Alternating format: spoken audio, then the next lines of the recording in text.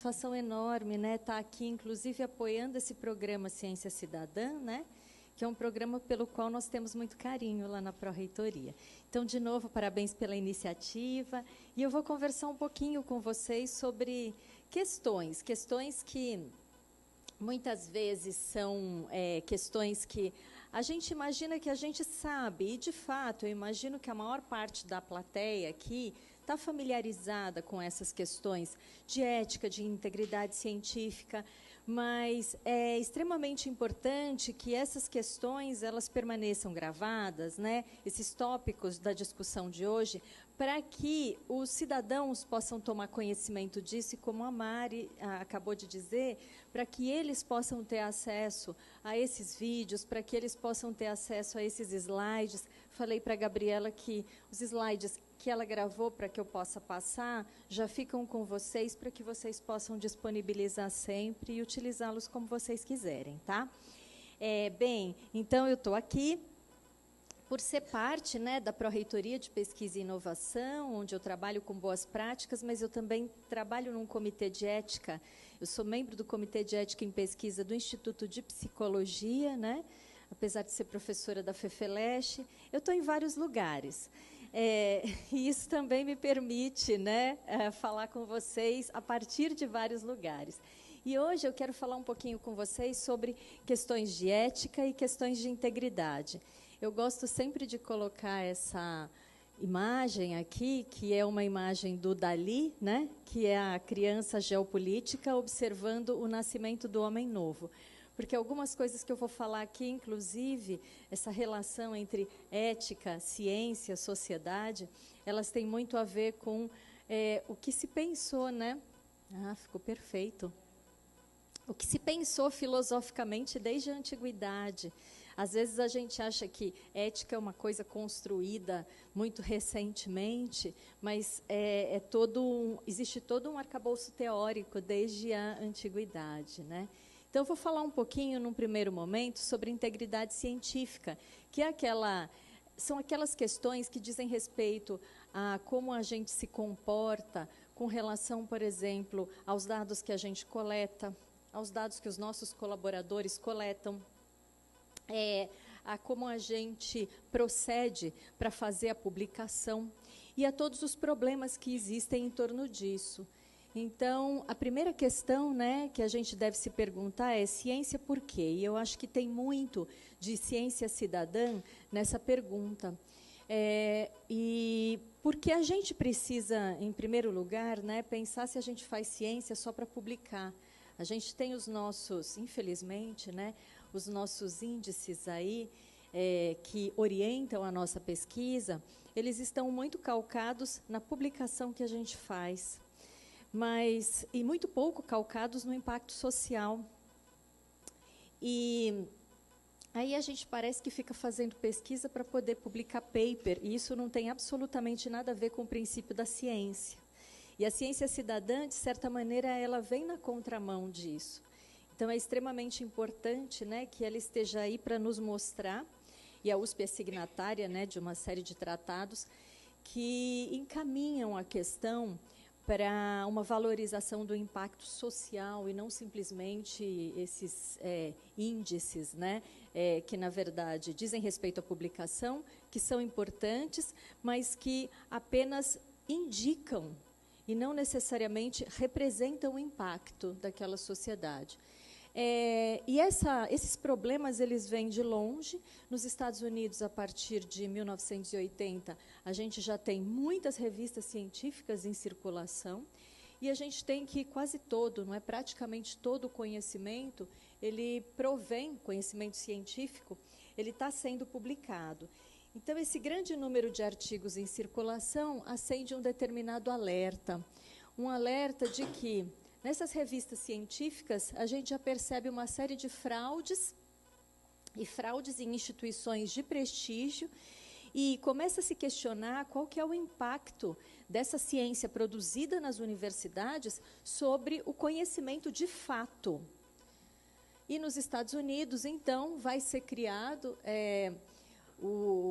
um escritório para pensar essa dignidade na pesquisa, o Office for Research Integrity, que vincula as boas práticas na pesquisa ao financiamento. E nos anos 2000, na Europa, se cria a Fundação Europeia de Ciência, que vai publicar o primeiro código sistematizado de boas práticas. Começa a haver, portanto, uma preocupação com políticas para a integridade e honestidade de dados, e aqui surgem as primeiras discussões sobre plágio, falsificação, fabricação de dados, enfim, discussões que das quais a gente vai falar um pouquinho mais daqui a pouco. O US Office of Science and Technology Policy, no ano de 2003, vai definir que existem 3 grandes dimensões da fraude científica. Mas essas 3 grandes dimensões da fraude científica, elas também podem se desdobrar em outras. Mas nós vamos ficar, no primeiro momento, com as 3 grandes dimensões, que são a trindade do que não se deve fazer. A primeira dimensão é a fabricação, quer dizer, inventar dados. Então, você inventa dados, você inventa, inclusive, faz alguns arranjos no método, faz alguns arranjos no resultado. A contabilidade criativa, né? Então, é a pesquisa com muita criatividade, a criatividade do mal, porque a pesquisa ela precisa sempre ter criatividade, né? A ciência e a arte, elas dependem da criatividade, mas, nesse caso, não é uma boa criatividade. A falsificação, quer dizer, quando você realmente falseia dados, né? Para poder assegurar uma hipótese, um dado não diz aquilo, mas ele vai ser falsificado de forma a assegurar a hipótese. Isso é extremamente importante que os cidadãos percebam, né, que os dados não são uma coisa absoluta. Os dados, eles têm nuances e eles podem muito bem ser trabalhados para resultar em alguma coisa que eventualmente é aquilo que alguém quer que resulte. E, por fim, o plágio. E o plágio, que é essa cópia sem referência à fonte ao autor, é algo que se desdobra em muitos outros problemas também. Falemos do plágio. Toda vez que o professor, no contexto escolar, solicita um trabalho para os estudantes, o resultado, via de regra, é esse. E isso porque a pesquisa no contexto escolar, a pesquisa, quando a gente tem os nossos estudantes chegando à universidade, a pesquisa para o cidadão comum é isso, é copia e cola. No tempo em que a gente ia para a escola, né, era na folha de papel ao maço, né? E agora ficou mais fácil, né, inclusive. Quer dizer, copia e cola é o sinônimo de se fazer pesquisa, porque não existe uma cultura de pesquisa na sociedade. O que é entendido como fazer pesquisa de uma maneira geral, de uma maneira mais vulgar, é roubo de ideias. O problema, né, é que isso... Bom, e aí a gente costuma ter uma série de disputas judiciais que são célebres, mas que estão muito no âmbito do marketing, muito no âmbito da publicidade. Então, a gente tem, por exemplo, evidências de plágio, e algumas são disputas judiciais bastante acaloradas. Aqui a gente tem, por exemplo, produtos... Isso aqui não é evidência de plágio, porque são embalagens imitativas. Então, são embalagens em que você tem as mesmas cores, os mesmos padrões, mas não dá nem para identificar o que é plágio. A gente tem um caso de uma marca chinesa de desodorante que imita o design e o nome da marca conhecida de desodorante. Então, enfim, tudo isso a gente conhece e a gente conhece bastante bem. O que a gente não pensa é que isso pode se dar no contexto acadêmico. E, na verdade, o plágio, ele é crime. Ele é crime e ele dá de 3 meses a 1 ano, pode dar de 3 meses a 1 ano de prisão, de detenção, além de multa. E o plágio, na verdade, científico, ele acaba resultando em problemas na carreira, problemas pessoais, né? É o caso do Karl zu Gutenberg, que era ministro da Economia e da Tecnologia e aqui a foto dele com a Angela Merkel, né? E depois ministro da Defesa da Alemanha. O que acontece? Ele foi acusado de plágio, perdeu o título de doutor, né? A tese dele teve que ser retirada, ele acaba perdendo, obviamente, os cargos, então ele tem tanto a carreira acadêmica quanto a carreira política encerradas, né? E essas questões de fabricação, de manipulação de dados, de plágio, tudo isso, na verdade, a gente costuma entender como, em termos absolutos, plágio é cópia simplesmente. Ou fabricação de dados é você inventar dados simplesmente. Mas não, a gente tem uma série de elementos que estão aqui no limite. É um limite que nem sempre está muito claro para nós, mas está num limite entre aquilo que é eticamente aceitável e aquilo que se torna fraude. Por exemplo, quando você não realiza testes ou experimentos que podem confirmar ou não um modelo, né? Ou seja, você simplesmente imagina que provou a sua hipótese, mas você se recusa a testá-la novamente, ou você não disponibiliza a metodologia pela qual você atingiu aquele resultado para que outros cientistas possam fazer a mesma coisa e possam testar. Tudo isso diz respeito à ciência aberta, inclusive, não é? O acesso aos métodos e o acesso aos dados para que outros cientistas possam testar e comprovar ou, eventualmente, falsear aquela hipótese.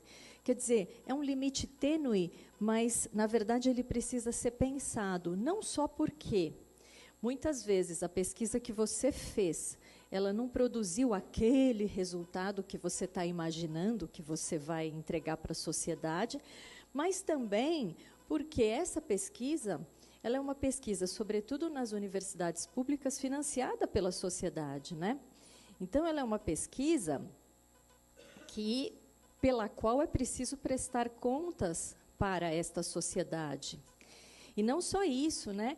Quando um outro pesquisador vai pegar esses dados e vai aplicar essa metodologia e ele já tem esse acesso, isso vai economizar muito recurso dessa sociedade nessas pesquisas subsequentes. Ou seja, a pesquisa, ela é um fenômeno social e ela tem impactos sociais e econômicos sobre uma população.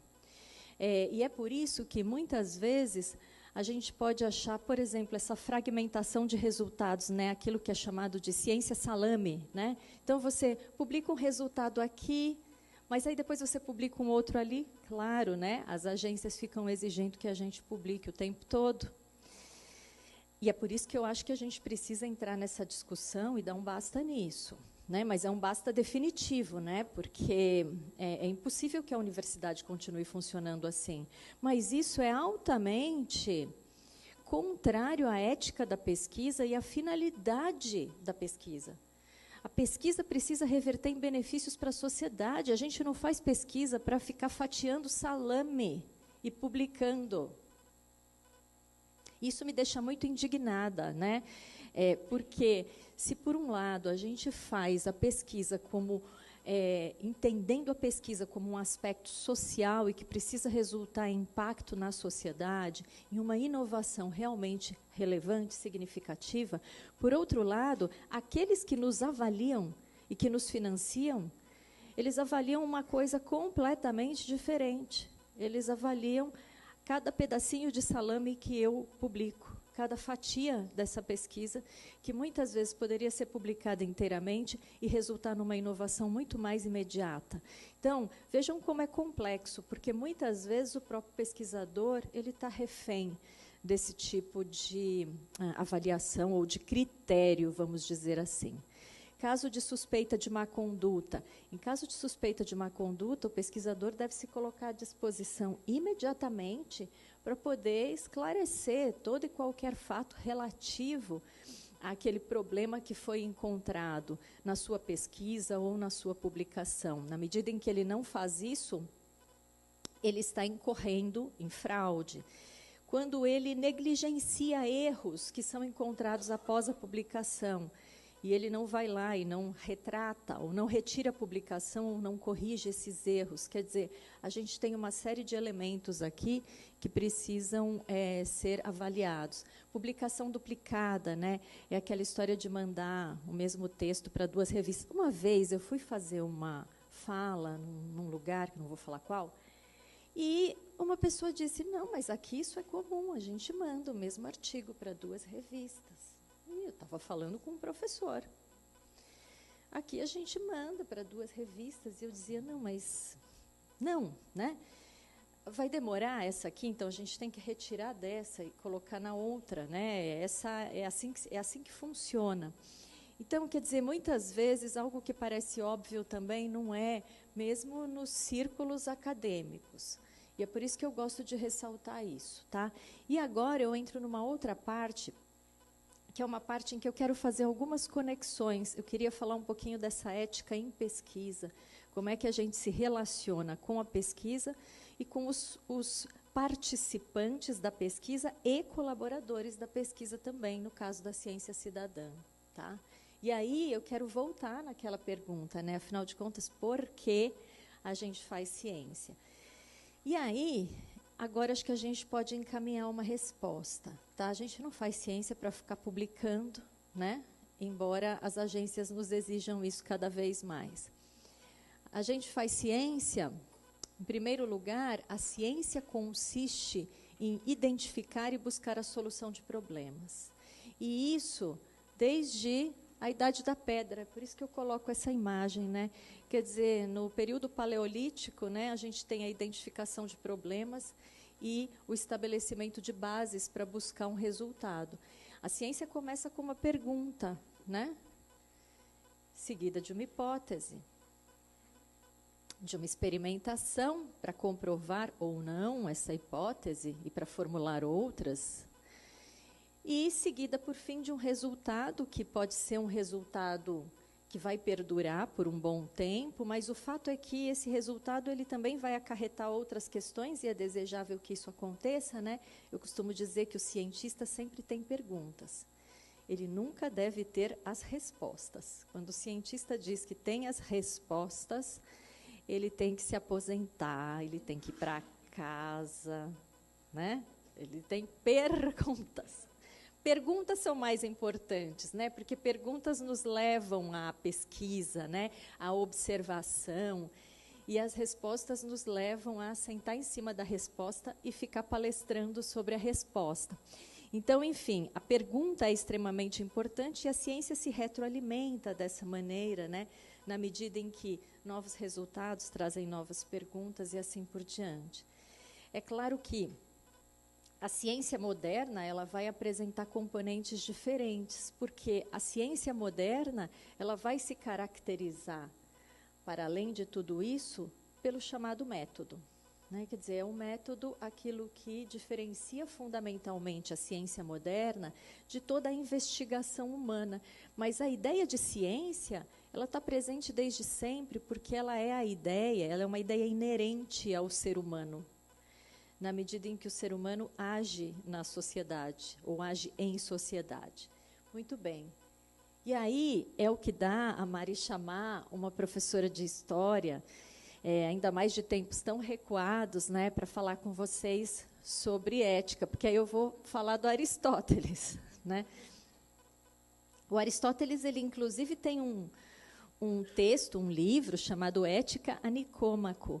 E nesse texto ele discorre, né, a respeito da ética e das relações entre a ética, que os gregos eles identificam com a virtude, ou seja, com o bem. E ele vai falar das relações entre a ética e o conhecimento, ou seja, a ciência, né, aquilo que a gente chama de ciência. E o Aristóteles, logo no primeiro capítulo aí do livro 1, da Ética Nicômaco, ele vai dizer que toda arte, toda investigação e, por conseguinte, toda ação e toda escolha tendem a algum bem, e o bem é aquilo a que todas as coisas tendem.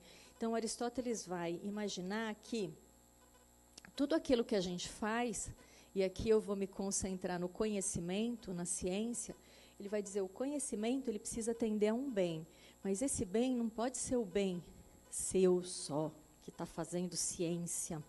Ele não pode ser o bem seu que quer o cargo de reitora da universidade. Não, o bem ele precisa ser um bem social. Então, para o Aristóteles, o bem individual ele está necessariamente articulado com o bem social.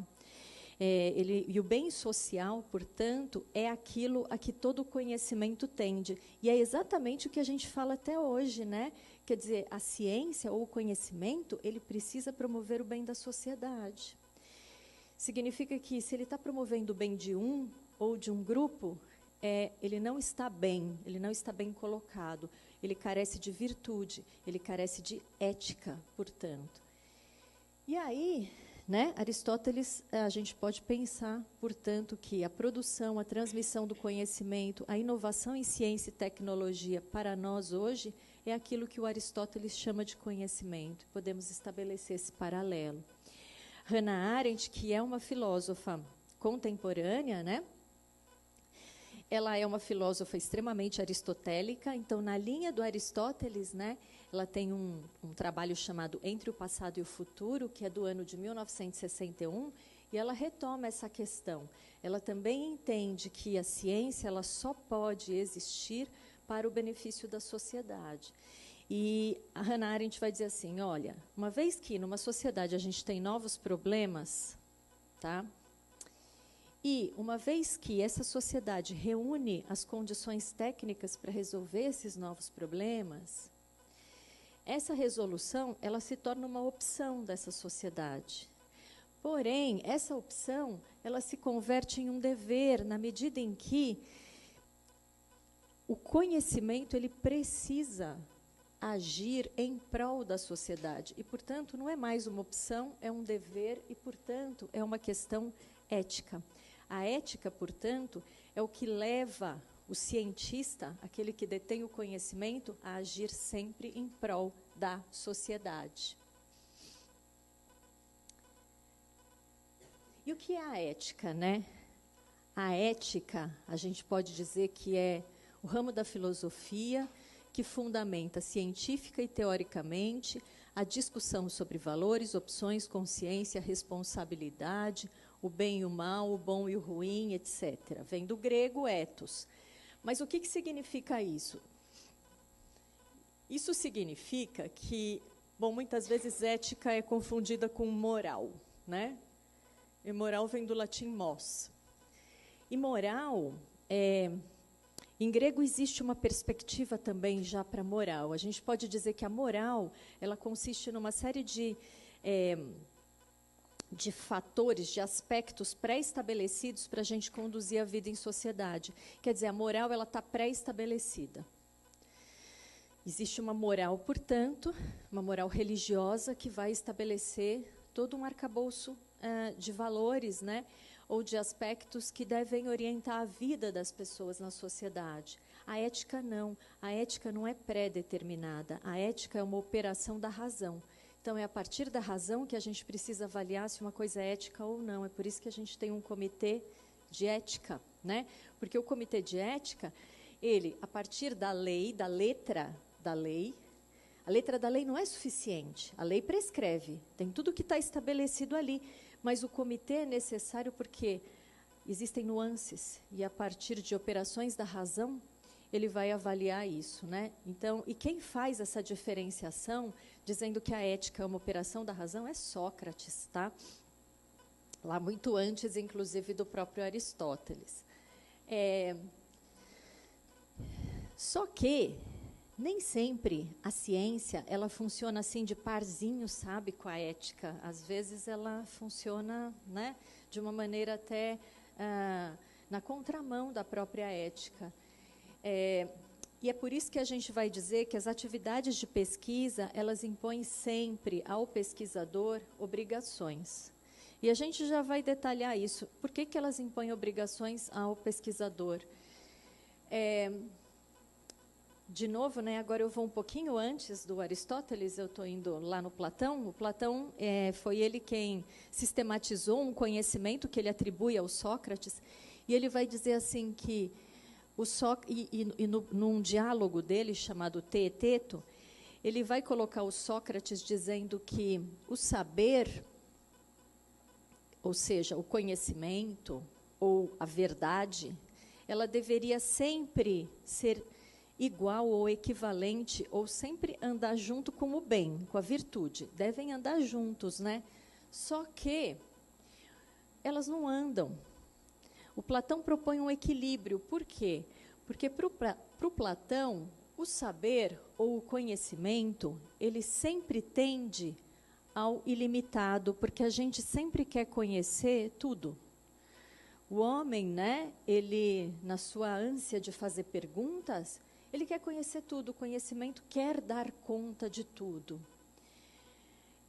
Só que o conhecimento, ao querer dar conta de tudo, ele pode prejudicar, ele pode fazer o mal e, portanto, ele pode ir contra o bem, contra a virtude. Portanto, a virtude, ela deve colocar limites. E aí, o Platão, né, sempre ecoando Sócrates, vai dizer que a razão humana é o critério para delimitar elementos por si mesmos ilimitados. Quer dizer, a razão humana é quem vai criar uma ética, estabelecer uma ética, para dizer isto é aceitável ou o conhecimento está ultrapassando um determinado limite ou arrisca ultrapassar um determinado limite. E, nesse sentido, ética e conhecimento mantêm essa relação de equilíbrio. A ética, ela existe para equilibrar essa ânsia do conhecimento que quer conhecer tudo. O saber tende a tudo e a ética impõe limites. E é por isso que a gente existe nos comitês de ética em pesquisa com os seres humanos, né?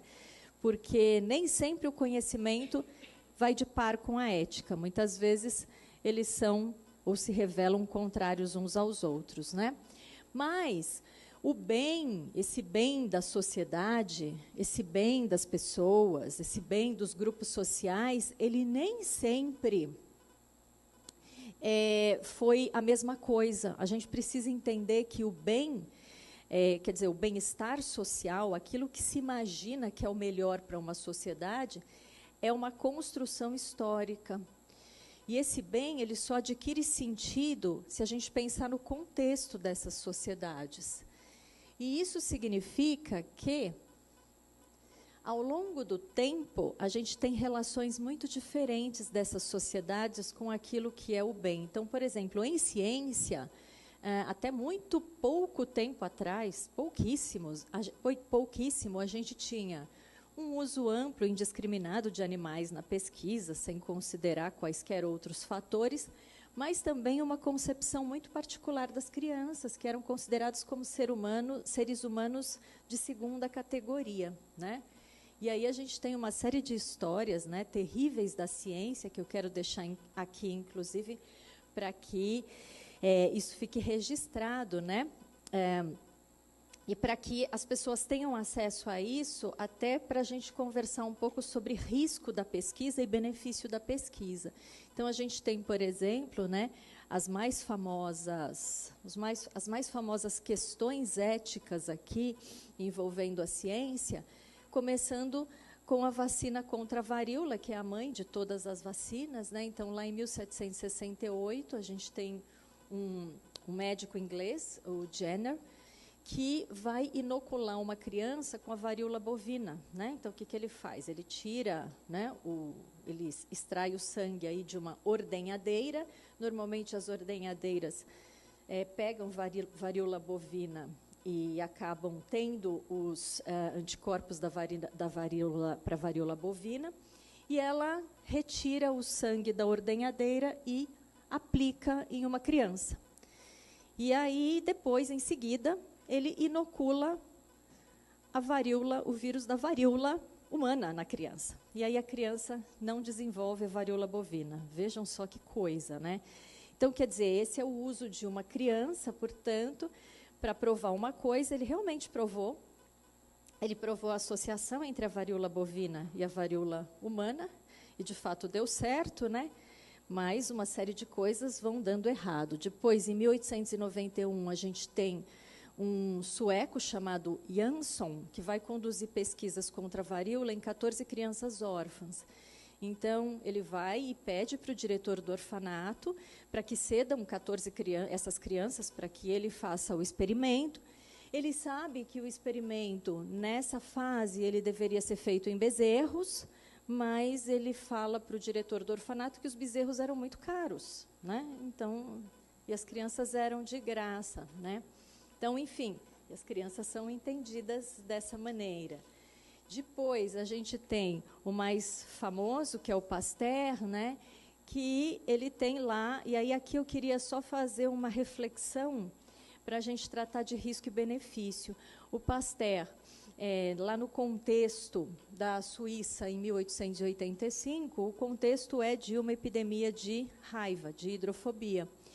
E conta-se que ele conduzia pesquisas, né, ainda em bezerros, e chegou uma mãe com uma criança, que é esse menino chamado Josef Meister, que tinha 9 anos, e o Pasteur ainda não tinha dados conclusivos no estudo com animais, e o Pasteur inocula, né, a vacina no menino, e o menino efetivamente não desenvolve a doença. A mãe tinha falado que ele tinha sido mordido por um cachorro, né, e por isso que ela chega desesperada.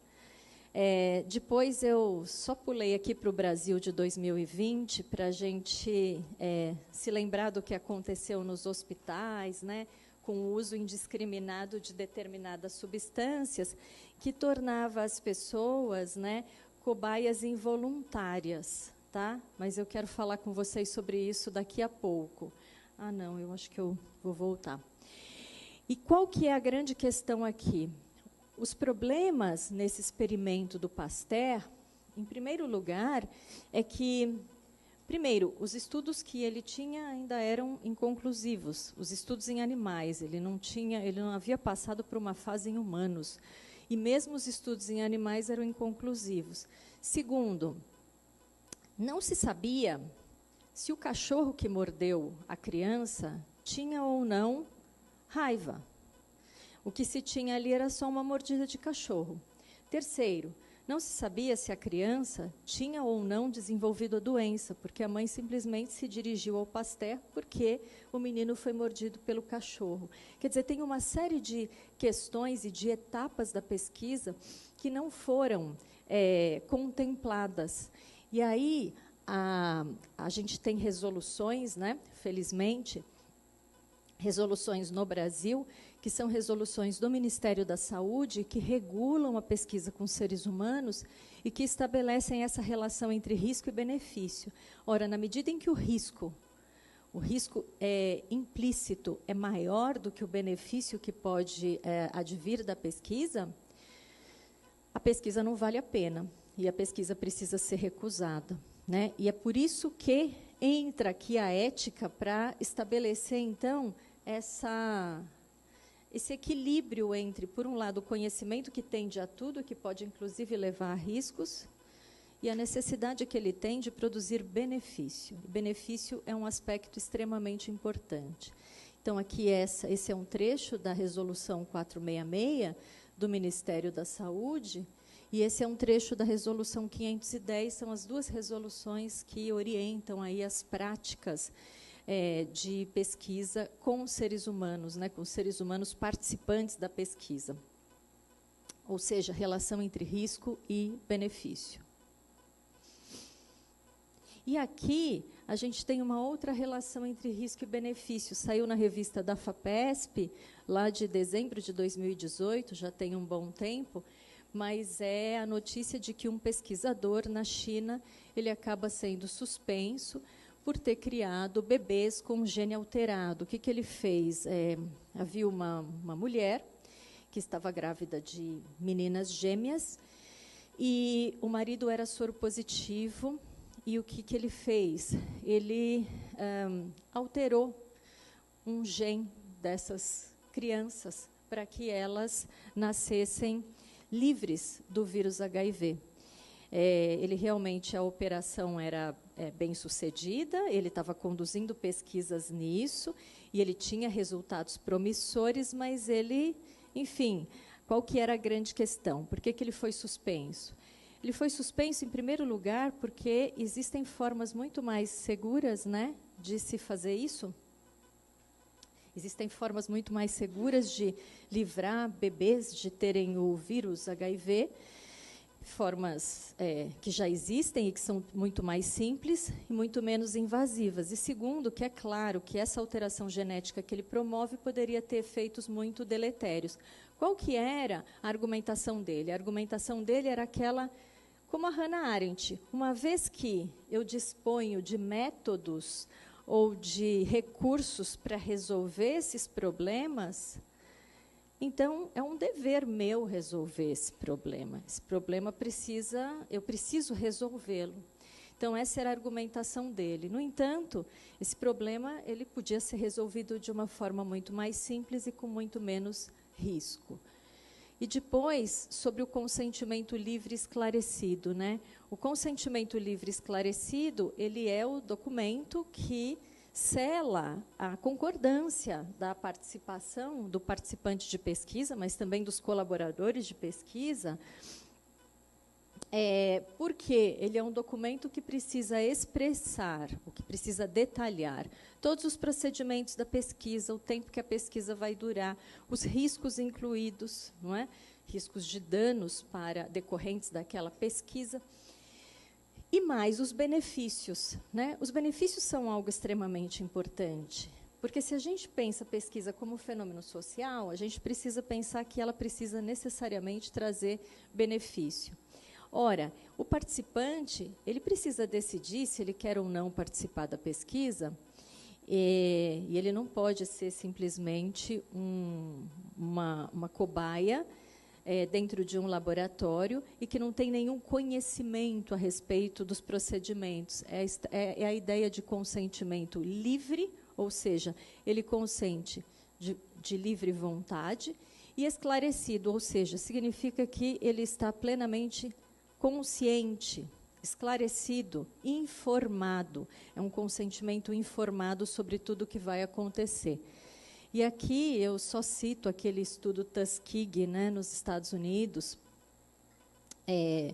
um estudo que tem uma série de dimensões, né? Tem a dimensão da raça, tem a dimensão das péssimas práticas científicas, tem a dimensão de ser uma pesquisa financiada com recursos públicos, tem a questão de que a penicilina é descoberta, né, como um remédio eficaz, né, para a mesma doença, para a sífilis, e os estudos prosseguem. Tem a questão de não dar aos participantes da pesquisa o remédio e continuar a tratá-los com placebo, né? Tem tudo que tem de ruim na pesquisa, existe nessa pesquisa aqui, o estudo Tuskegee. E é por isso, né, que a gente tem, portanto, a noção de consentimento livre esclarecido. Aqui eu tirei da resolução 46612, né, e todas essas questões que necessariamente precisam constar. Uma questão importante é acompanhamento e assistência aos participantes. Quer dizer, o participante ele não pode simplesmente, a gente finaliza a pesquisa e ele é deixado de lado, assim como o colaborador. E é por isso que não vale, né, a gente pegar os dados do colaborador e ir embora e não prestar nenhum tipo de contas a ele, né? Inclusive porque o benefício da pesquisa, quer dizer, a contrapartida, né, o que a gente vai trazer para aquele participante, para aquele parceiro, é algo extremamente importante também, né? Bem, essas questões, né, que envolvem seres humanos na pesquisa, elas vão acabar sendo objeto de discussão e de preocupação, infelizmente, depois da grande tragédia, né, do Holocausto. Então, em 1947, vai ser sistematizado, né, o primeiro código, e é o Código de Nuremberg que vai ser conhecido, ou que vai se tornar o primeiro código de ética na pesquisa com seres humanos, né? E, nesse primeiro momento, a gente tem um foco nessa prática científica, né, e é mais uma pesquisa invasiva, né, nessa pesquisa de pesquisas com seres humanos e que, sobretudo na área da saúde, e que implicam determinados procedimentos, né, que podem levar a danos físicos. Com o tempo, vai se considerar que o dano moral, o dano psicológico, o dano intelectual, ele também é um dano, o dano emocional, né? A mobilização de sentimentos também são danos que precisam ser considerados pelo pesquisador. E, portanto, a gente chega aos dias de hoje. E aí eu gosto sempre de pensar que, nos dias de hoje, a ética na ciência, ela sempre orienta para um reconhecimento do outro, tanto o participante quanto o colaborador, a partir de uma dimensão de um parceiro, né? E não a partir da dimensão de alguém que se encontra subordinado por uma relação de poder. E isso porque a ciência, ela sempre implica numa relação de poder. E a ciência implica numa relação de poder, e a universidade, ela reproduz essas relações de poder nas suas hierarquias. Então, a gente precisa sempre pensar nisso, que o cientista principal, os cientistas associados, eles sempre partem de uma dimensão ou de uma posição de poder com relação aos participantes, aos colaboradores. Mas aí a gente precisa, por conta disso, justamente, apresentar uma dimensão de cuidado, né? E essa dimensão de cuidado é o dever daquele que detém um determinado poder. Então, a gente tem, progressivamente, uma alteração da relação com o outro. Se a gente tinha, até um certo momento, uma relação em que o participante da pesquisa ele era considerado o outro completamente diferente do pesquisador, o pesquisador cada vez mais vai se aproximar dele, no sentido de reconhecê-lo em todas as suas dimensões que são humanas. E reconhecer, inclusive, que aquela pesquisa pode trazer problemas para aquele sujeito. Então, a gente vai ter, por exemplo, a ideia de que comunidades tradicionais, como comunidades indígenas, comunidades quilombolas, elas não podem simplesmente ser objeto. Aliás, objeto era uma palavra que era utilizada para os participantes da pesquisa. Ele não é um objeto, né? A gente precisa entender que ele é um sujeito, mas mesmo o sujeito também foi deixado de lado, porque ele não é assujeitado, né?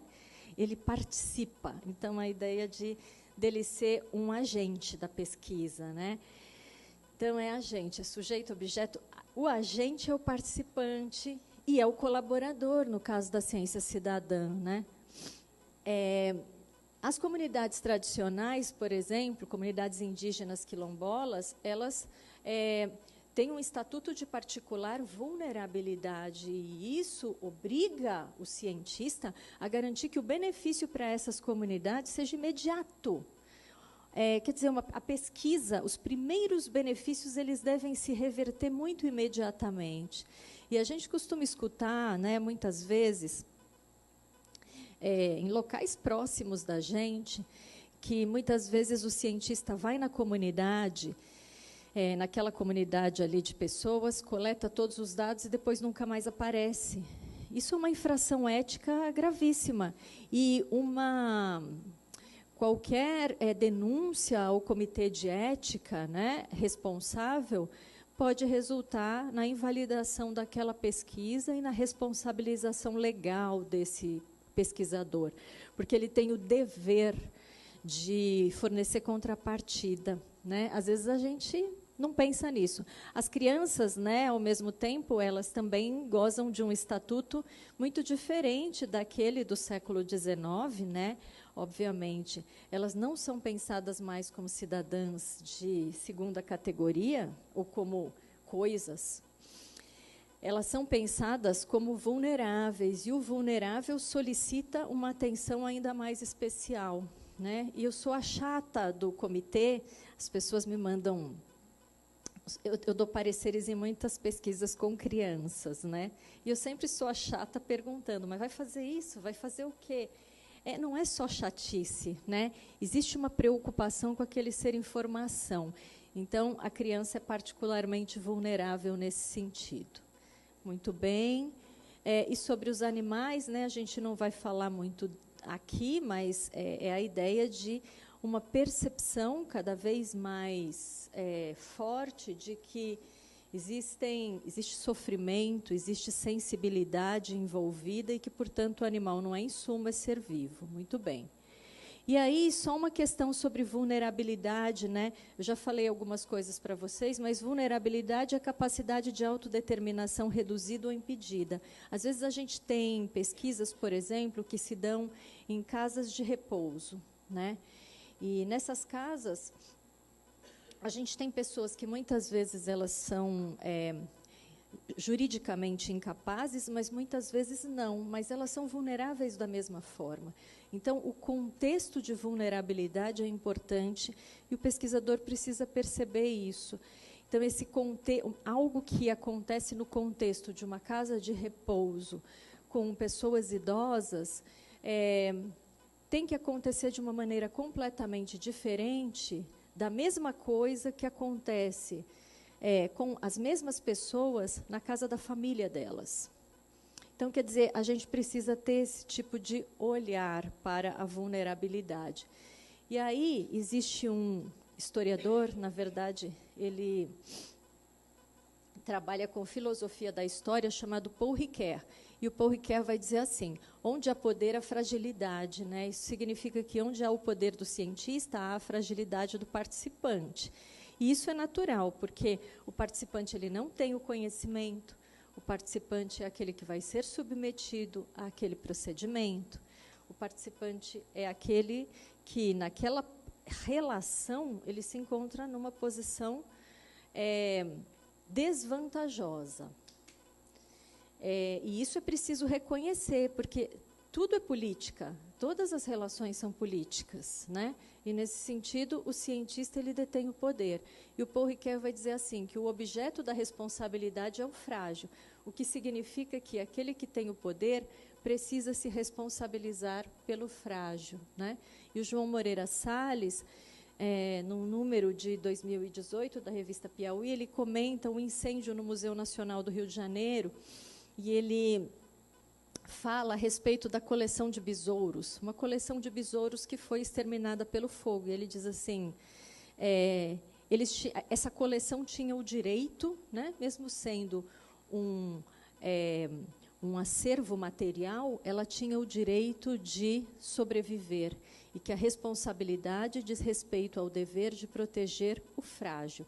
Então, proteger o frágil é responsabilidade daquele que detém uma posição particular de poder, e, nesse caso, o cientista. A gente precisa tomar consciência desta posição de poder que a sociedade nos dá e que a própria detenção do conhecimento também nos dá. E, por essa razão, a necessidade de prestar muita atenção nas necessidades e nos riscos desses participantes da pesquisa. E, por fim, né, eu queria falar com vocês, só para finalizar, o que é ética, né? A ética é uma coisa complicada e ela não tem uma definição única. A ética, ela diz respeito, em primeiro lugar, a como nós nos relacionamos com o nosso objeto. E aqui, objeto, o nosso assunto, o nosso tema de pesquisa, né? Como é que a gente se relaciona com ele? Qual é a maneira de proceder em relação a este objeto? Quer dizer, quais são os métodos, né? Se eu revelo os métodos, se eu disponibilizo os dados, né? Como é que eu ajo em relação a isso, para que a ciência possa ser um fenômeno que beneficia toda a sociedade. Segundo, como a gente se relaciona com o nosso sujeito, e aqui eu coloco sujeito só para diferenciar de objeto, mas é o participante, é o colaborador, né? Como é que a gente se relaciona com ele e em que posição a gente se coloca em relação a ele. Depois, como é que a gente se relaciona com o nosso colega, né? Com o nosso colega que está do lado no laboratório, né? ou com o nosso colega que está do lado no departamento, porque tudo isso diz respeito a um ambiente, né? É um ecossistema de pesquisa no qual a gente vive. E, por fim, a ética, ela diz respeito a como nós nos relacionamos com a nossa própria biografia, de pesquisadores, mas também de cidadãos, né? E aí, esse é um recado, talvez muito mais para aqueles que estão em formação, né? Como, por exemplo, estudantes, cidadãos, né, que estão se formando no mundo da pesquisa agora. Eu sempre gosto de dizer que é possível ser ético e ter sucesso ao mesmo tempo. Sucesso acadêmico, sucesso na pesquisa. É possível.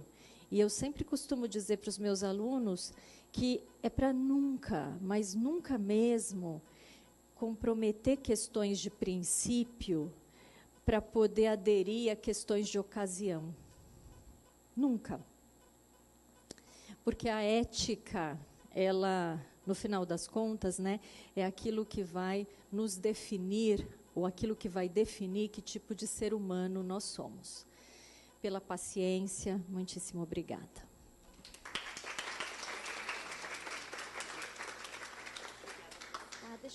Peraí, eu esqueci de fazer uma coisa. Esse é o Guia de Boas Práticas Científicas, e vocês encontram aqui, entrando no site, que é www.prpi.usp.br. www.prpi.usp.br, tá?